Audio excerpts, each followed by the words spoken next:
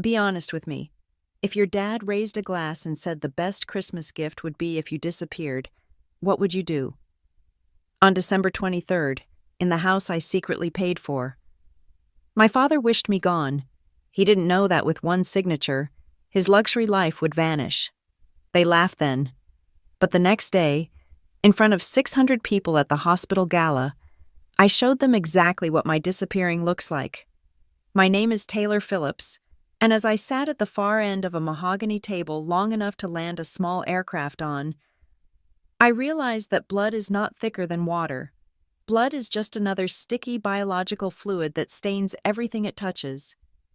It was the night of December 23rd. Outside the floor-to-ceiling tempered glass windows of the Northwind Heights estate, the Denver winter was performing on cue. Snow fell in thick, cinematic sheets, dusting the manicured pines of the neighborhood where houses cost more than most people earn in 2 lifetimes. Inside, the air smelled of roasted duck, expensive pine candles, and the specific, suffocating scent of old money pretending it is not currently drowning in debt. 19 of my relatives were gathered here. This was the inner circle of the Phillips medical dynasty. To my left was my aunt, a dermatologist who judged skin pores before making eye contact. To my right sat a cousin currently in his 2nd year of residency, looking at me with the polite confusion one usually reserves for a service animal brought indoors. And at the head of the table sat the sun around which this toxic solar system revolved, my father, Dr. Leonard Phillips, Chief of Cardiac Surgery at Horizon Crest Medical Center. I am 31 years old. I build complex risk analysis algorithms for a living. I speak the languages of Python, C#, and financial structuring fluently.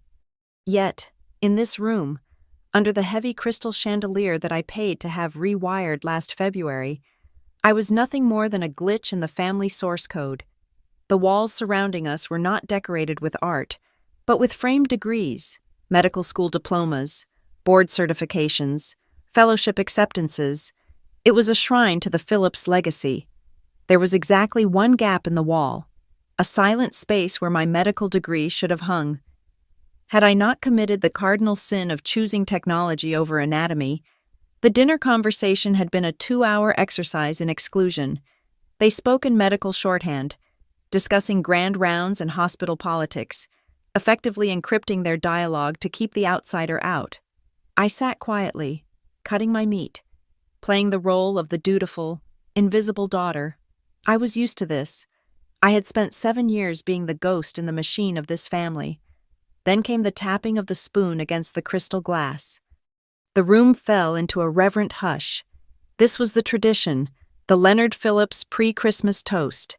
Usually, this was the moment he waxed poetic about the sanctity of the surgeon's hands or the nobility of our bloodline.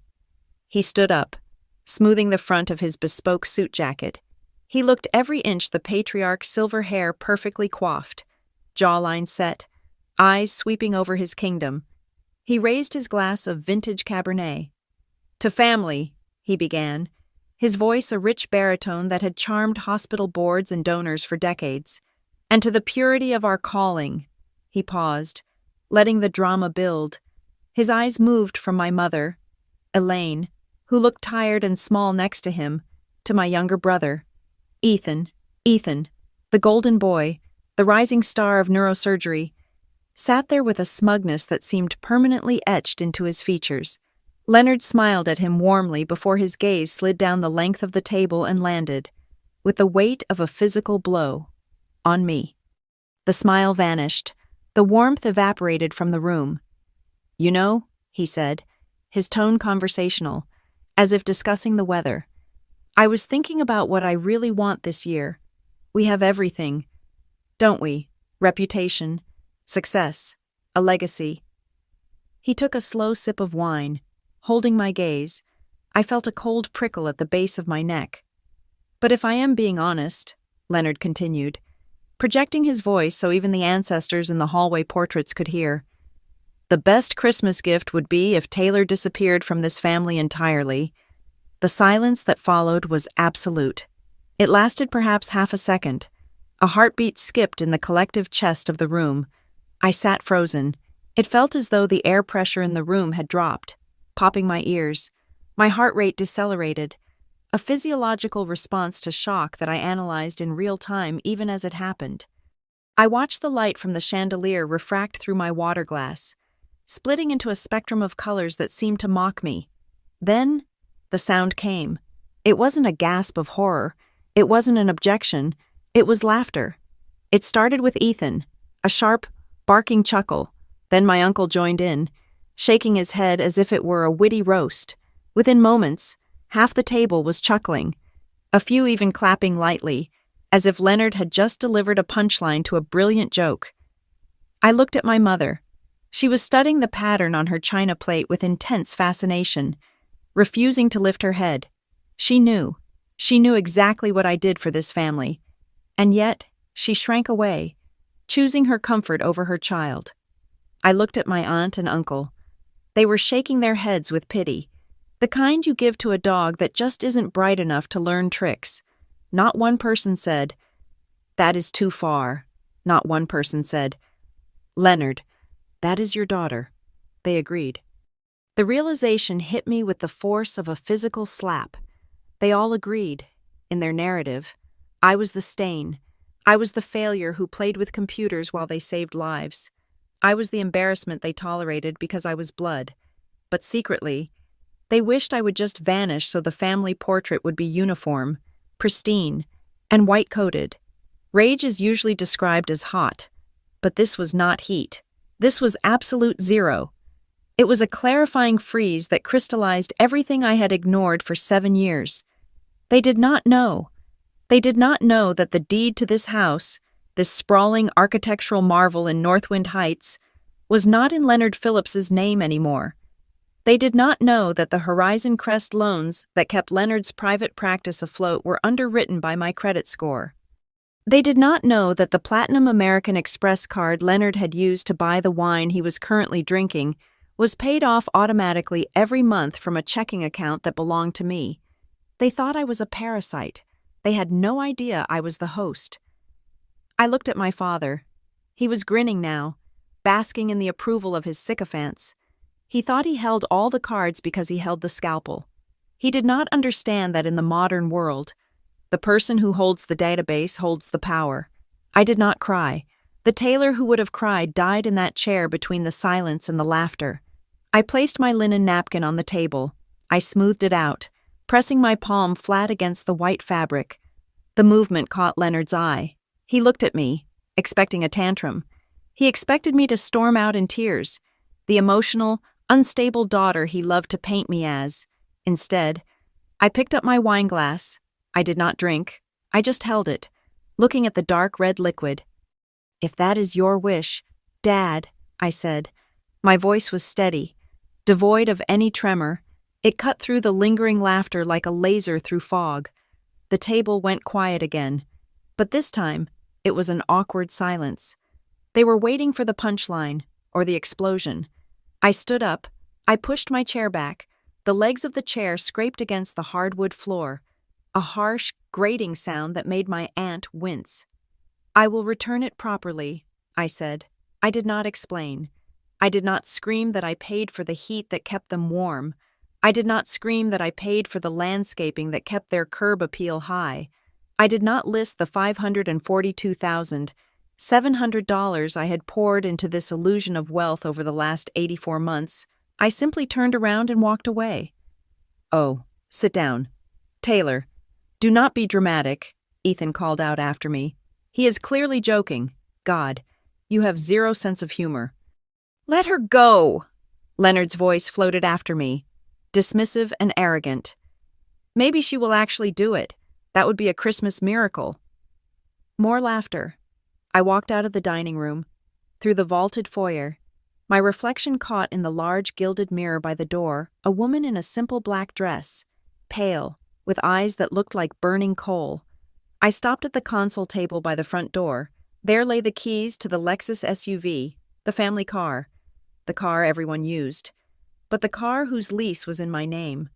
I looked at the keys. Then I looked at the heavy oak door.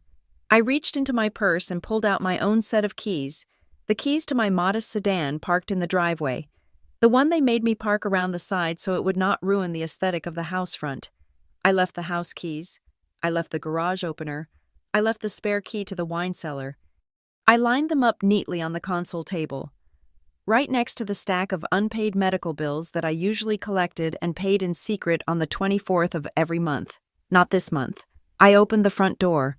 The cold air hit me instantly, biting and sharp, but it felt cleaner than the air inside. It felt like truth. I closed the door behind me. The heavy thud of the wood sealing shut felt like a guillotine dropping. I walked down the long, heated driveway, heated because I paid the utility bill that powered the underground coils to melt the snow. I walked past the fountain I paid to maintain.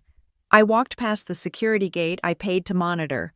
I got into my car, my sanctuary. The leather was freezing. I sat there for a moment, gripping the steering wheel, my knuckles turning white. The adrenaline was fading, replaced by a hollow, echoing ache in my chest. My own father, my own flesh and blood, disappear. The word replayed in my mind on a loop. My phone buzzed in the passenger seat, vibrating against the leather. I ignored it. I stared at the house, glowing warmly in the snow. It looked like a postcard. It looked like a dream. It was a lie. The phone buzzed again and again, a persistent, demanding rhythm. I picked it up, annoyed, expecting a text from Ethan mocking me, or maybe a half-hearted apology from an aunt telling me to come back inside and stop making a scene. It was not a text. It was an email notification. The screen was bright in the dark car. Subject: Confidential Executive Role Discussion. Lumisend Health Tech. My breath hitched. I swiped the notification open. The email was from Graham Vance, the CEO of Lumisend Health Tech, the massive conglomerate that had been dominating the news cycle for the last 6 months. Dear Ms. Phillips, I hope this email finds you well, despite the late hour. My team and I have concluded our final review regarding the acquisition of the open-source triage algorithm you developed 3 years ago. We are aware of the proprietary nature of your code and its impact. We are also aware that your current employment situation does not reflect the magnitude of your contribution to the field. We would like to formally offer you the position of Chief Technology Officer for our medical division. Furthermore, we intend to announce this appointment, along with the recipient of the Aurora International Prize for Medical Innovation, which the committee has unanimously voted to award to you at the Horizon Crest Medical Gala tomorrow evening, December 24th. Please let us know if you can accept. We are prepared to finalize the equity package immediately. I read the words once, then twice, then a third time. The Aurora Prize. The award my father had applied for 5 times. The award he had spent weeks polishing his application for, forcing his residents to ghostwrite essays about his brilliance. And Chief Technology Officer. I looked up from the phone to the house. Through the dining room window, I could see the silhouette of Leonard standing, glass raised again, holding court. He looked so big in there, so important. He wanted me to disappear. A slow, terrifying smile spread across my face. It was not a happy smile. It was the smile of a predator that has just realized the cage door is unlocked. "Okay, Dad," I whispered to the windshield, my breath fogging the glass. "I agree." I tapped the reply button on the email. My fingers flew across the screen. I typed 2 sentences. "I accept. See you at the gala." I tossed the phone onto the passenger seat and started the engine. The headlights cut through the dark, illuminating the falling snow. He wanted me gone.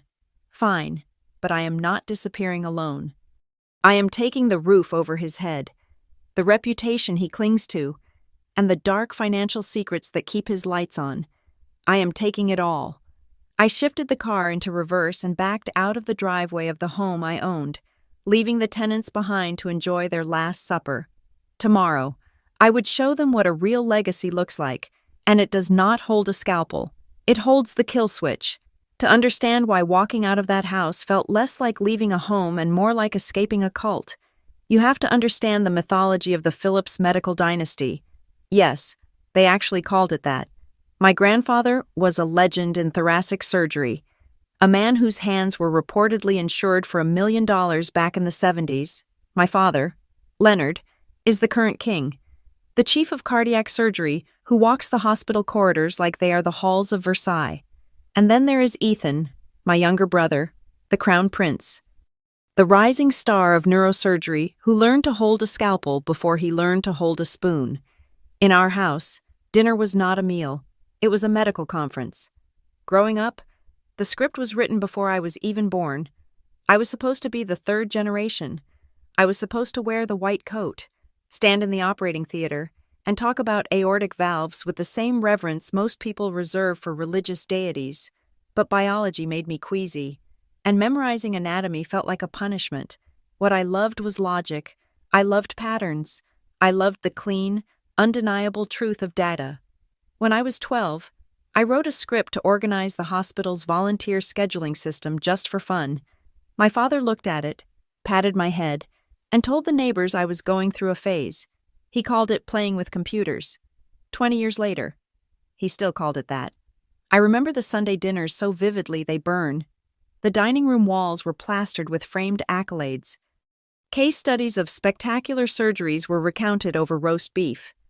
Uncle Marcus would ask Ethan about his residency, about the glioblastoma he helped resect, and Ethan would beam, launching into a gory technical description that made everyone at the table nod in admiration. Then, the inevitable pivot. The gaze would turn to me, usually from a distant aunt or a family friend trying to be polite. So, Taylor, still typing code. And the table would chuckle, a soft, polite, dismissive sound, as if I were 31 years old and still coloring in a coloring book while the adults discussed nuclear physics. What they did not discuss, what was never mentioned amidst the clinking of silverware and the toasts to success, was the rot beneath the floorboards. They saw the luxury cars and the sprawling estate and assumed the Phillips genius paid for it all. They did not know about the crash. 7 years ago, the dynasty almost fell. It was a malpractice suit, a bad one. My father won, technically, but the legal fees were astronomical. And the settlement to make the PR nightmare go away was even worse. His credit score plummeted. The bank was days away from foreclosing on Northwind Heights. The lifestyle they worshipped was about to be repossessed. I was 24, fresh out of grad school, working 2 tech jobs and living in a shoebox apartment to save money. Leonard called me. He did not ask for help. He demanded loyalty. He told me it was a temporary cash flow problem. He told me the family needed a bridge. That bridge was me. I sat in a bank office with him while the loan officer looked at my father's financials with pity and then looked at mine with surprise. I had perfect credit. I had liquid assets. I signed the papers. I became the co-signer on the refinancing of the estate. I put my financial future on the line to save the house that I was currently being driven out of. But it did not stop at the signature. Leonard was terrible with money. He made a fortune, but he spent a fortune and a half. To keep the credit score healthy enough to prevent the bank from triggering clauses in the new loan, the bills had to be paid on time. Leonard could not be trusted to do it. So, I took over, quietly, invisibly. For the last 84 months, I have paid the utility bills, all of them, the electricity to run the chandeliers and the heated floors, the water bill to keep the 3 acres of lawn emerald green in the middle of a Colorado drought, the gas for the 3 oversized fireplaces, the homeowners association fees that kept the gates locked and the streets plowed, the landscaping crew that came every Thursday to make sure not a single leaf remained on the driveway, me. I treated my family like a client. I created a spreadsheet. I named it Northwind Support. Every single transaction was logged. Date, amount, vendor, description. It was a habit from my job in risk analysis. You document everything. I can close my eyes and recite the numbers in spoken word because I whispered them to myself on nights when I felt worthless. The average monthly operating cost for the Northwind estate, excluding the mortgage, was $5,100. $5,100 every 30 days.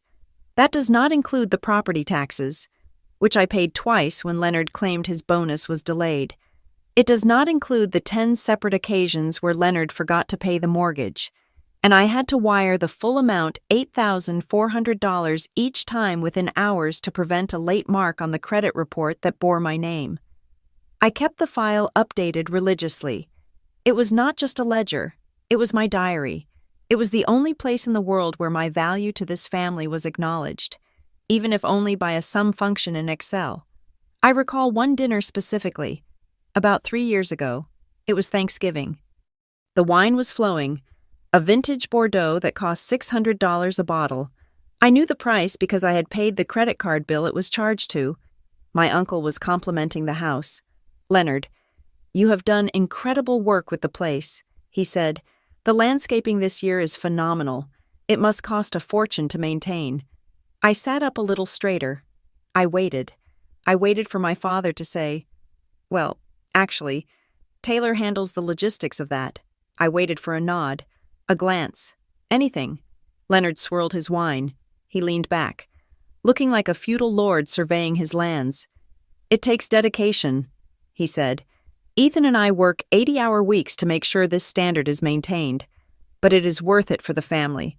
Taylor helps with a utility bill here and there, for pocket money stuff, but the heavy lifting. That is on the men of the house." I stopped chewing. I looked at him. My phone was in my lap. I had just received a notification that morning that the automatic transfer of $5,200 had cleared my account to pay for the very landscaping he was taking credit for. Pocket money. I looked at my mother, Elaine. She was cutting her turkey, her eyes fixed on her plate. She knew. She saw the bank statements. She saw me transfer the funds. "Mom," I said, my voice quiet. She looked up, her eyes pleading. There was a desperate, frantic warning in them. "Don't," she mouthed. Later, in the kitchen, while I was loading the dishwasher because the maids were off for the holiday, she came up to me. She put a hand on my shoulder. "Please do not talk about money at the table." "Taylor," she whispered, "you know it makes your father feel inadequate. He is under so much pressure. We just need to be supportive. It is sensitive." Sensitive. My exploitation was not theft. It was a sensitivity. My financial bleeding was not abuse. It was support. I went home that night and opened the Northwind support file. I stared at it until my eyes burned. I scrolled through rows and rows of data. October 12th, 2018, lawn care, $450. November 1st, 2018, HOA fees, $600. December 15th, 2018, emergency roof repair, $4,200. I scrolled and scrolled. It was a waterfall of numbers. It was evidence that I existed. It was evidence that I was powerful. I would sit alone in my dark apartment, scrolling through the spreadsheet, telling myself, "Look at this number. Look at what you provide. You are not useless. You are the foundation." But I never said a word. I let them humiliate me. I let them treat me like the slow child who liked computers, all while I was the architect of their stability.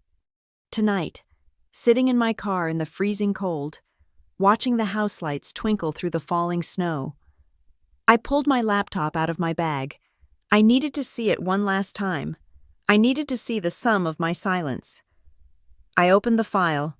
The screen glowed blue in the dark cabin of the car. I scrolled to the bottom, to the cell highlighted in bright yellow.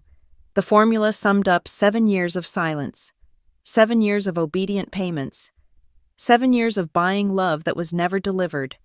The number stared back at me.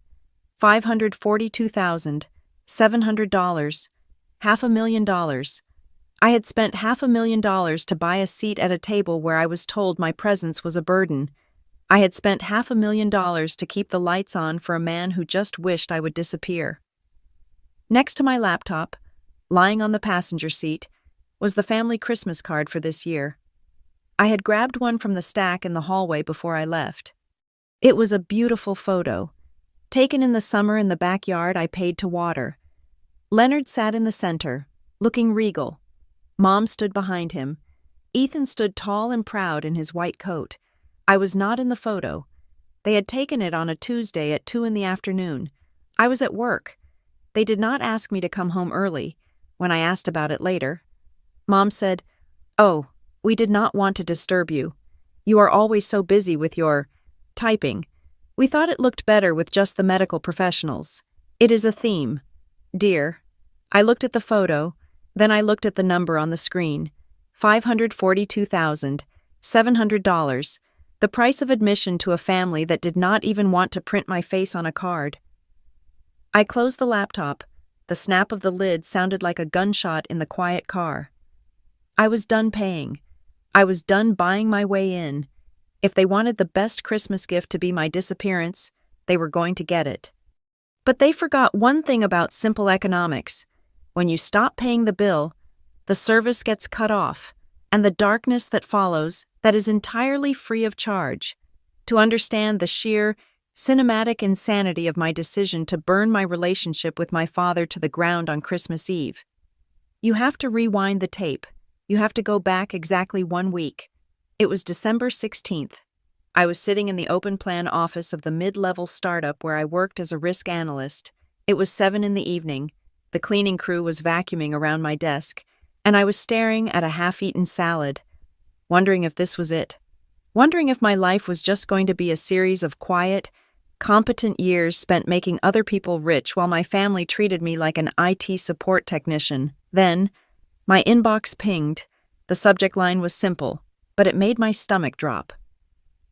Confidential executive role discussion. Lumisend Health Tech. I froze. Lumisend was not just a company. In the medical world, Lumisend was the apex predator. They were the Google, the Apple, and the Tesla of healthcare rolled into one. They were buying up hospital networks, patenting robotic surgery arms, and rewriting the infrastructure of modern medicine. My father, Leonard, talked about Lumisend with a mix of jealousy and reverence. He had been trying to get them to sponsor a new wing at Horizon Crest for 3 years. I opened the email, assuming it was a mistake, maybe a phishing scam. It was from Graham Vance, the CEO. I had to read the first paragraph 3 times before my brain allowed the information to settle. Dear Ms. Phillips, we have been tracking the deployment of the open-source triage and diagnostic logic gates. You uploaded to GitHub 3 years ago under the handle tphil88. You likely know it as a passion project. We know it as the backbone of our new AI diagnostic suite. Aegis, I stopped breathing. The room seemed to tilt. 3 years ago, I had written a piece of code. It was during a weekend where I was particularly frustrated after listening to my father brag about a difficult diagnosis he had made, while mocking a junior doctor who had missed it. I realized the junior doctor had missed it because of fatigue and data overload. So, I wrote a program, an algorithm that could ingest patient history, vitals, and lab results, and cross-reference them with millions of case studies to flag high-risk anomalies that tired human eyes might miss. I called it a hobby. I uploaded it to a public repository and forgot about it. The email continued. Through a subsidiary acquisition last year, Lumisend acquired the rights to modify and scale your original architecture. We have been running a silent beta test in 40 high-volume trauma centers across the Midwest for the last 9 months. I scrolled down. My hands were shaking so hard I could barely use the trackpad. The results are conclusive. The Aegis system, built on your core architecture, has reduced emergency room misdiagnosis rates by 60%. 60%. In the medical world, a 1% improvement is a breakthrough, 5% is a revolution, 60% is a miracle. But the next sentence was the one that knocked the wind out of me. Based on our data, in the last 9 months alone, your algorithm has correctly identified critical conditions in patients that were initially discharged or misdiagnosed by human staff. We estimate that your code has saved 13,283 lives. I stared at the number. 13,000. My father, the great Dr. Leonard Phillips, probably performed 200 major surgeries a year in a 30-year career. He might have saved 6,000 people. If he was lucky and perfect, I had saved 13,000 people in 9 months. And I had done it while sitting in my pajamas, eating takeout, typing lines of code that my family called a waste of time. I felt tears prick my eyes. Not sad tears, angry tears. Vindication is a violent emotion. It hits you hard. But Graham Vance was not done. Ms. Phillips, we believe the creator should control the creation. We are formally offering you the position of Chief Technology Officer for our new medical AI division. The base salary is $480,000 a year. I gasped. That was more than my father made. But then came the kicker. Additionally, the compensation package includes 2.5% equity in the Aegis platform, based on our current valuation and upcoming IPO. The current value of that equity stands at approximately $180 million. $180 million. The number was so big it looked fake. It was the kind of money that buys islands. It was the kind of money that buys hospitals. It was the kind of money that could buy Northwind Heights 300 times over and bulldoze it just for the view. I sat back in my cheap, ergonomic chair, the hum of the vacuum cleaner fading into white noise. I was rich. I was not just rich. I was wealthy. I was a dynasty of one. And then, the final paragraph. The twist that felt like fate was playing a cruel joke. We need your answer before December 26th. However, we have a unique opportunity. Lumisend is the primary sponsor for the Horizon Crest Medical Gala on Christmas Eve. We understand your father, Dr. Leonard Phillips, is the keynote speaker. We would like to introduce you as our new CTO and the recipient of this year's Aurora International Prize for Medical Innovation on that stage. Immediately following his address, the Aurora Prize, my blood ran cold. The Aurora Prize was the Nobel of Medical Tech. My father had applied for it 5 years in a row. He had framed his rejection letters in his mind, blaming politics, blaming the judges, blaming everyone but his own stagnant research. He wanted that prize more than he wanted a relationship with his children, and I had won it. I had won it without even applying. Your AI platform has saved more lives this year than most surgeons will in a lifetime.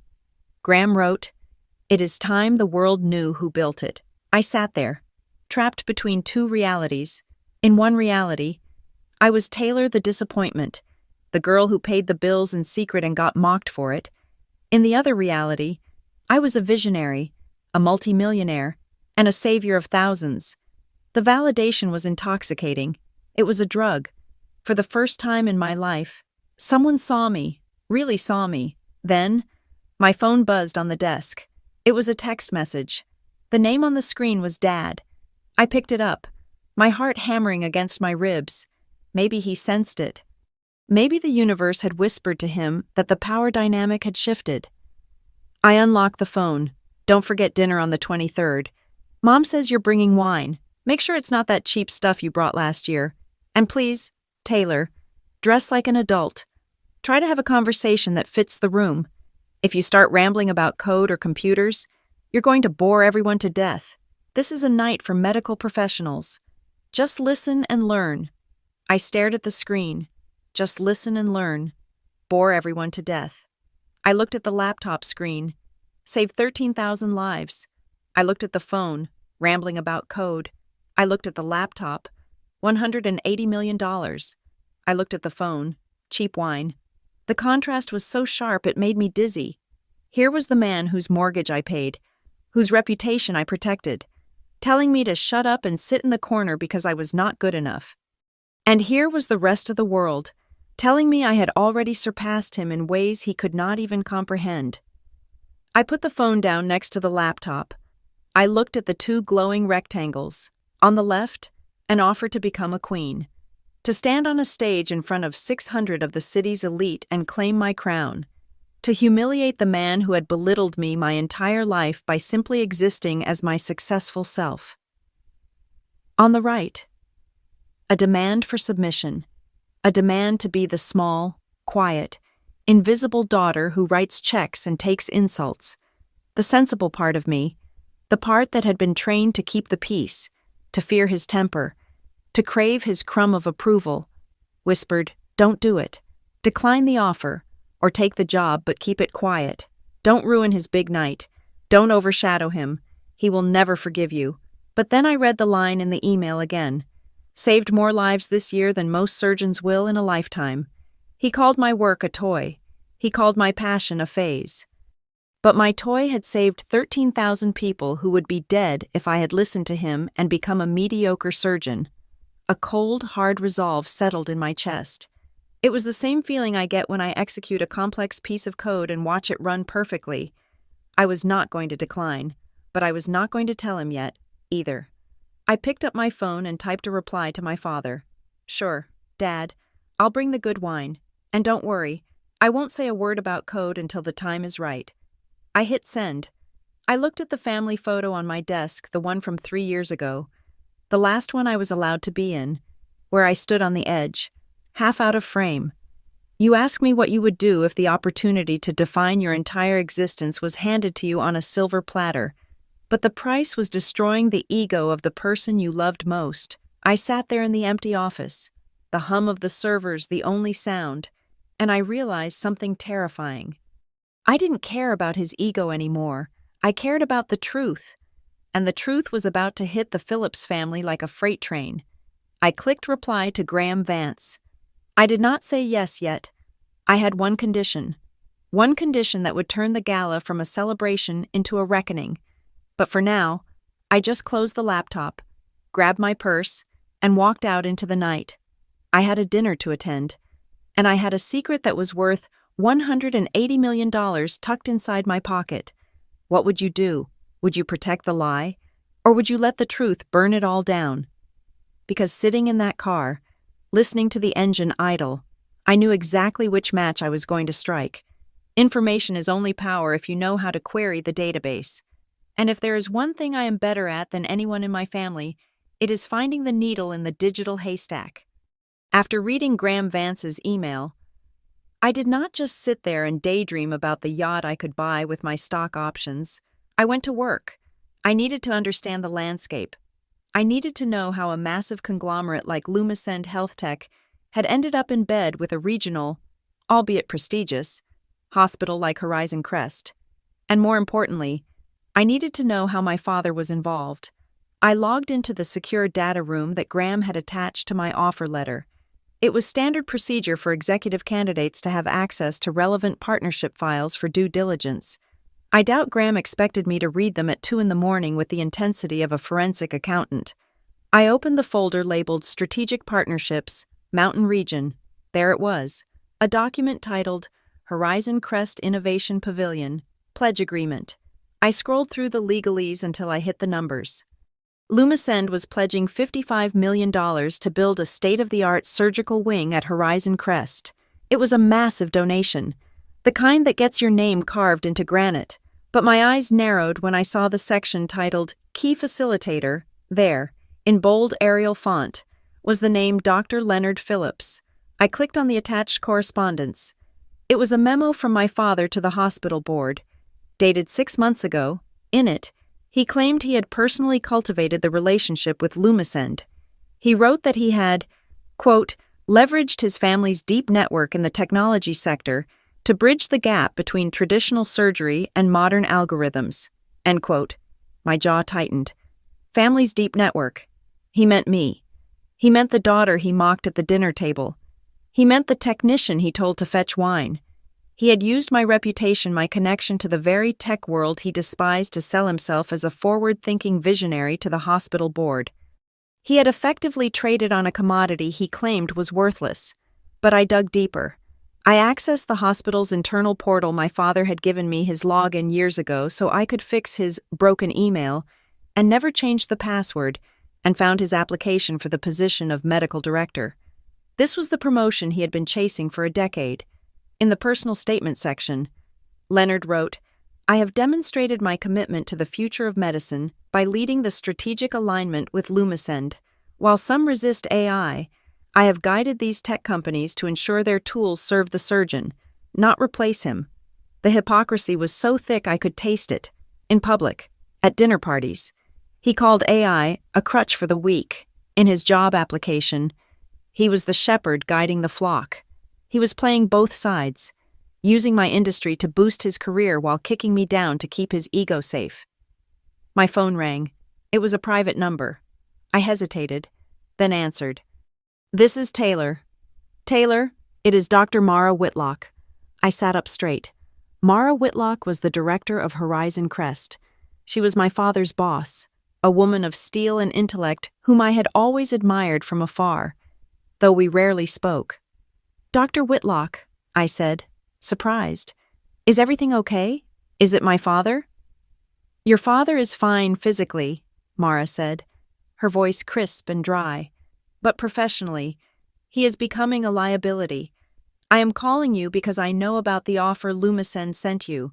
Graham Vance and I speak daily." "You know?" "I know everything, Taylor," she said.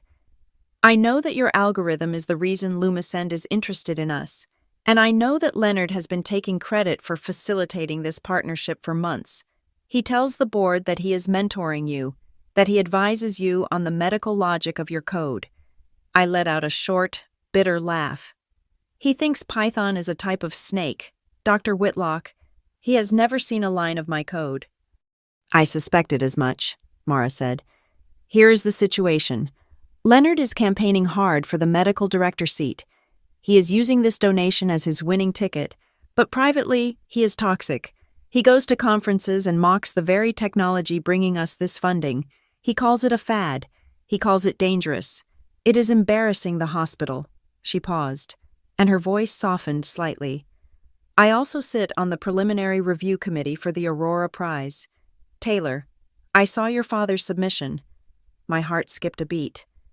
"He submitted again." "He did. It was conservative, derivative. It was a rehash of surgical techniques from the 90s. The committee dismissed it in the first round. Your submission. However, or rather, the submission Lumicent made on your behalf was described by the head judge as a generational leap. Leonard does not know you won. He thinks he is still a finalist. He thinks tomorrow night is his coronation." "He is going to be destroyed," I whispered. "He destroyed himself when he decided to build a legacy on lies," Mara said firmly. "I am telling you this because I want you to know that the hospital supports you, not him. If you decide to take that stage tomorrow, you will not be walking into a trap. You will be walking into a welcome home party that you actually deserve." We hung up, and I sat there in the silence of my apartment, feeling the pieces of the puzzle click into place. My father wasn't just a bully. He was a fraud, a desperate, aging king trying to glue his crown back together with my accomplishments. But I needed more than just professional leverage. I needed absolute, undeniable control. I opened my laptop again and navigated to my personal finance folder. I opened the file named Northwind Support. I clicked on the tab labeled Legal Liabilities. There it was, the scanned PDF of the refinancing agreement I had signed 7 years ago to save the estate. I zoomed in on page 42, paragraph C, subsection 4. It was a clause Leonard had fought against, but the bank had insisted on because his credit score was in the low 500s at the time, the co-signer retention clause. I read the text aloud to the empty room. In the event that the primary co-signer, Taylor Phillips, withdraws from the obligation or is removed from the title, the loan will immediately undergo a risk reassessment. The fixed interest rate of 3.7% will be voided and replaced with the current market rate for high-risk borrowers, plus a penalty adjustment. I checked the current rates for someone with Leonard's debt-to-income ratio and history of malpractice settlements. 7.6%. I did the math in my head, then verified it on the calculator app. The mortgage payment on Northwind Heights was currently $12,400 a month. If I pulled my name, the rate would jump. The new payment would be $23,800 a month. That was an increase of $11,400. Every single month, I knew my father's finances better than he did. I knew exactly what was in his accounts. He was leveraging his salary to pay for the cars, the club memberships, and the image. He had zero liquidity. He could not afford an extra $11,000 a month. He would default within 90 days. The house, the physical symbol of his success, the stage for his cruel Christmas toasts, would be foreclosed upon. But I wasn't done. I was in full forensic mode now. I opened a browser and searched for the medical conferences my father had attended in the last 2 years. I found the archives for the American College of Cardiac Surgeons Symposium in Chicago last fall. I downloaded his presentation deck. Slide 12. My breath caught in my throat. There, on the screen, was a flowchart. My flowchart. It was a simplified version of the triage logic I had sketched out on a napkin during a family vacation 3 years ago, a vacation where I spent the whole time working while they skied. The title on the slide, Collaborative Algorithmic Triage, a Phillips initiative. He hadn't credited me. He hadn't even credited Anonymous. He had branded it as a Phillips initiative, implying it came from his brain, his leadership. He had stolen my intellectual property to impress a room full of strangers while telling me to my face that my work was typing. I felt a cold, hard knot tighten in my stomach. It wasn't just about the money anymore. It was theft. He had stolen my voice and used it to sing his own praises. I started taking screenshots. I downloaded the emails where he asked me to explain that computer thing again so he could understand it. I downloaded the bank transfer receipts. I downloaded the loan agreement. I created a new folder on my desktop. I named it Receipts, for when they say I never helped. I dragged every file into it, the utility bills, the $500,000 spreadsheet, the stolen slides, the mortgage clause. Then, I picked up my phone and called Graham Vance. Taylor. He answered on the first ring. I assume you have made a decision. I have, I said. My voice was steady, calm, dangerous. I will take the job. I will be your CTO. That is fantastic news, Graham said, sounding genuinely relieved. We will get the paperwork. I have conditions. I cut him off. Silence on the line. Go on. First, I said, the Innovation Pavilion at Horizon Crest, the $55 million donation. Yes. I want the governance structure changed. Leonard Phillips is listed as the key facilitator and prospective director of the wing. That ends today.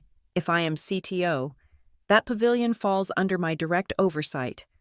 I want a clause inserted into the donation agreement stating that the pavilion will be governed by an independent board appointed by Loomis End, not by the hospital's surgical department. Leonard does not get to cut the ribbon. He does not get an office in the building. He has zero authority over it. Graham paused. I could hear him tapping a pen on his desk. That is, highly irregular. We usually let the hospital handle internal staffing. This will humiliate him. He claimed credit for my work to get your money. Graham, I said. If you want the creator of the Aegis system, you get the protection of the Aegis system. I will not let my technology be managed by a man who thinks it is a toy. Take it or leave it. Done, Graham said instantly. He is out. What else? I want to be the one to announce the donation. I said, I don't just want to be introduced as CTO. I want to stand on that stage and announce the $55 million myself. I want to be the one who hands the giant check to the hospital. You want to stand next to him after his keynote? No, I said. I want to stand over him. Graham chuckled. It was a dark, appreciative sound. I like your style. Taylor, actually, the board had an idea. We were going to introduce you. But how about we make you the co-host of the entire announcement segment? You walk out right as he finishes. The contrast will be striking. Perfect, I said. One last thing, Graham added. We did the background check on your equity stake. You know that once you sign, your net worth effectively jumps to 9 figures. You are going to be the wealthiest person in that room by a factor of 10. Are you ready for how they are going to look at you? I looked at the screen, at the folder full of receipts. I looked at the scan of the loan document where Leonard's signature was a flamboyant, sprawling scrawl, and mine was small, neat, and precise right next to it. I don't care how they look at me, I said. I care about how they look at him when the lights go out. I hung up the phone. I leaned back in my chair and zoomed in on the PDF of the loan agreement one last time. I traced the line of my signature on the screen with my finger. You want me to disappear? Dad, I whispered to the pixels. Okay, I will disappear. I will disappear from the mortgage. I will disappear from the cosign. I will disappear from the utility bills. I will disappear from the debt that keeps your kingdom standing. I reached for the mouse and opened my email client. I began drafting a formal letter to the bank. Subject notice of withdrawal from loan obligation. Account number 883920. To whom it may concern. Effective January 1st. I, Taylor Phillips, am exercising my right to remove myself as co-signer from the property located at Northwind Heights.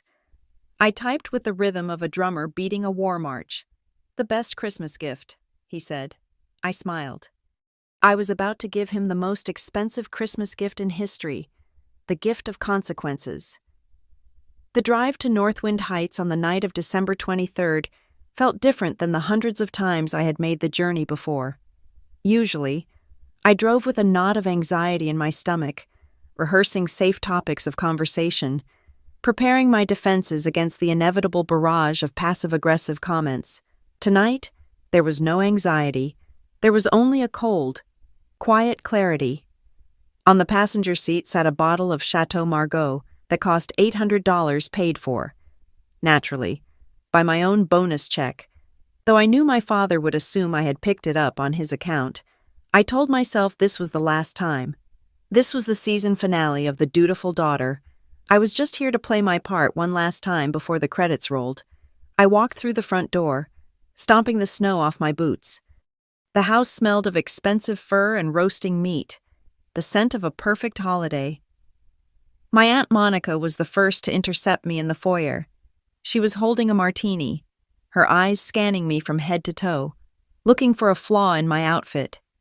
"Taylor," she said, her voice dripping with that specific brand of family pity. "You are late. We were worried you were stuck at the office again, still doing. Whatever it is you do with that laptop, I hope you did not bring it.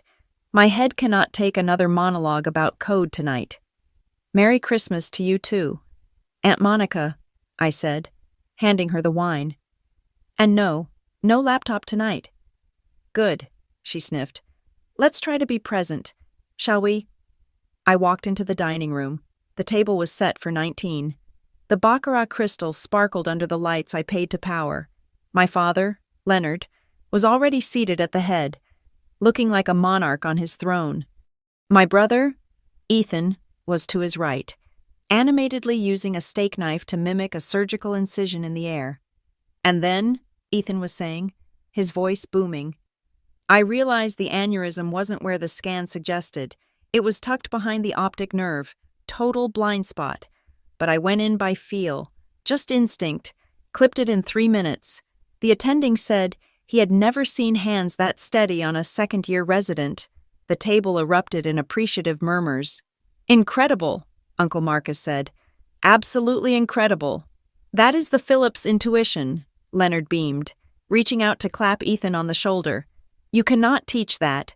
You can teach anatomy, but you cannot teach the instinct to save a life. That is what separates the surgeons from the mechanics." He looked up and saw me standing there. His smile didn't fade, but it changed. It became tight, tolerant. "Ah, Taylor, you made it. Take a seat. Ethan was just telling us about a hero moment in the OR today. Real life-saving work, not just sitting around clicking a mouse." The table chuckled. It was the opening volley. I sat down at the far end, unfolding my napkin. "Actually," I said, keeping my voice light, trying one last time to bridge the gap. "I had a win this week, too. The triage algorithm I wrote was fully deployed at Horizon Crest's ER last month. The data came back yesterday. We reduced diagnostic errors by 40% in the first 30 days. I looked around, waiting for a nod. A good job. Anything. 40%, I repeated. That is hundreds of patients who got the right treatment faster. "Oh, Taylor," Aunt Monica sighed, rolling her eyes. "Stop with the percentages. You treat people like math problems. It is so cold." "It is not cold," I said. "It is efficient. It saves lives." "It is paperwork," Leonard cut in, waving his hand dismissively. "You are shuffling data. Ethan is touching gray matter. Do not confuse administration with medicine. Taylor, you always try to inflate these meaningless numbers to sound important." I felt the heat rise in my cheeks, but I pushed it down. "They are not meaningless numbers. Dad, they are people. Let's not argue. My mother, Elaine, whispered from across the table. She looked terrified, as she always did when the attention shifted to me. "Eat your soup, Taylor." The dinner progressed. The conversation swirled around hospital gossip, board politics, and the upcoming gala. I ate silently, watching them. They ate the food I paid for, drank the wine I bought, and warmed themselves in the house I secured, all while pretending I was a guest who had overstayed her welcome. Then came the pivot to lifestyle. It was Leonard's favorite way to twist the knife. "So," he said, looking down the long table at me, "are you still in that apartment downtown, the one above the bakery?" "Yes," I said. "I like it. It is close to work." Leonard scoffed. He picked up a piece of bread and tore it apart. "You are 31 years old, Taylor. Ethan is 27, and he just closed on a condo in Cherry Creek, a penthouse. You really need to start thinking seriously about growing up. Renting is throwing money away. It is embarrassing that a Phillips is living like a college student." "Ethan's down payment was a gift from you," I said quietly. "Because he earned it," Leonard snapped. "He is building a career. He is building equity. You are stagnant. I worry about you. Taylor, I really do. You have no assets, no real estate, just gadgets." Something inside me snapped. Not a loud snap, a quiet, dangerous fracture. "It is quite hard to save for a house of my own," I said, my voice steady and clear, "when I am currently paying the mortgage for this one." The clinking of silverware stopped. The silence that descended on the room was heavy, sudden, and absolute. My cousin, who had been mid-laugh, froze with his mouth open. My mother closed her eyes. Leonard stared at me. His face went red, then a dangerous shade of purple. "Excuse me," he hissed. I continued, leaning forward slightly, "that I cannot buy a condo because my credit line is currently maximizing the debt-to-income ratio for the Northwind Heights estate, since I am the co-signer, and since I pay the monthly bills." Leonard let out a short, incredulous laugh. "Do not be ridiculous. You help with a few utilities. Do not exaggerate to make yourself feel better." A few utilities. I reached into my blazer pocket and pulled out my phone. I unlocked it and opened the spreadsheet. The screen was bright in the dim, candlelit room. "I have the log right here," I said. "Would you like to hear the breakdown?" "Put that away," Aunt Monica said, scandalized. "Taylor, we are eating. You do not bring money to the dinner table. It is tacky." "Tacky is letting your daughter pay for your lifestyle while you mock her for not having one," I said. I looked at the screen. Electricity, gas, water, landscaping, HOA fees, property tax supplements, and 10 separate mortgage bailouts. Total for the last 7 years, $542,700. I looked up. That is $500,000. "Dad, that is 3 condos." The relatives looked at each other. Some looked uncomfortable. Others looked annoyed. None of them looked grateful. Leonard slammed his spoon down on the table. The sound echoed like a gunshot. "Enough!" he roared. He stood up, looming over the table. "You think this is about money? That is your problem. Taylor, you think you can buy respect. Money is not legacy. Writing a check is easy. Any fool with a bank account can write a check. You think that makes you equal to what we do?" He gestured to the walls, to the framed degrees. "You have never saved a life," he spat. "You have never held a human heart in your hands. You sit behind a screen and think you are changing the world. You are a technician, a glorified calculator, and you dare to throw numbers in my face at my own table. It is technically my table too," I said. "Legally speaking, it is my name on the door," Leonard shouted. "It is my reputation that built this family. You are nothing but a footnote." "She is just jealous, Dad," Ethan chimed in, swirling his wine, looking at me with a sneer. "She is a cautionary tale. This is what happens when you quit med school to run a startup. You get bitter. You get obsessed with money because you have no real purpose." "Exactly," a cousin muttered. It is that TikTok generation mindset. Everything is transactional. I looked at them. 18 faces, 18 people who I had subsidized, supported, and protected, and not one of them saw me. They saw a wallet they could insult. Leonard composed himself. He adjusted his jacket. He picked up his wine glass. The red liquid swirled violently. "You know what?" he said, his voice dropping to a low, venomous register. "I was going to make a toast to family, to unity." He looked straight at me. His eyes were cold, dead. "But let's be honest. We are carrying dead weight." He raised the glass higher. "The best Christmas gift," Leonard announced, articulating every syllable, "would be if Taylor disappeared from this family entirely." He paused. He looked around the table, challenging anyone to disagree. "Cheers to that," he said. I waited. I waited for my mother to stand up and scream. I waited for my aunt to say that was cruel. I waited for Ethan to say, "Come on, Dad, that's too much." Instead, someone giggled. Then Ethan raised his glass.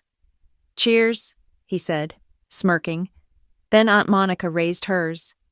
"To a peaceful holiday," she muttered. One by one, the glasses went up. 18 glasses, 18 affirmations. My mother kept her head down, staring at her plate, but she did not speak. She did not stop it. I felt a strange sensation in my chest. It wasn't pain. It was the sensation of a heavy chain finally snapping, the burden I had been carrying, the need for their approval, the desperate hope that if I just paid enough bills, they would love me. It just fell away. I was free. I looked at Leonard. He looked triumphant. He thought he had crushed me. He thought I would cry. I stood up slowly. I did not shake. I did not cry. "Your wish is cheaper than I thought," I said softly. The room was so quiet my voice carried to every corner. "What?" Leonard snapped. "You want me to disappear," I said. "Okay, I agree. And honestly, it is a bargain. It only takes one email and a few clicks." I reached into my purse. I pulled out the heavy brass key to the front door. I pulled out the remote for the garage.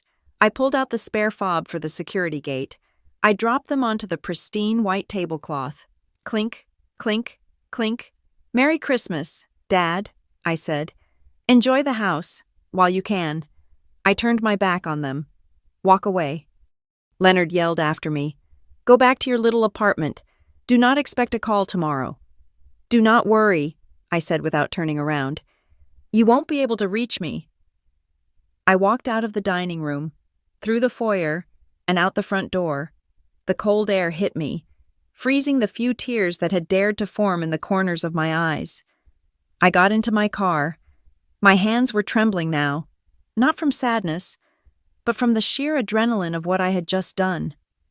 I sat in the driver's seat and stared at the house. The warm glow from the windows looked sinister now. My phone buzzed. I looked down. It was the family group chat, the Phillips inner circle. Ethan, OMG drama queen. Alert, Aunt Monica. I give it 2 days before she comes crawling back to apologize. $500 says she calls by Christmas morning crying. Cousin Sarah. Did she really try to invoice us for dinner, LMAO? Then, a message from Leonard's account. Dad. Good riddance. I watched the reactions roll in. Ethan reacted with a haha emoji to Leonard's message.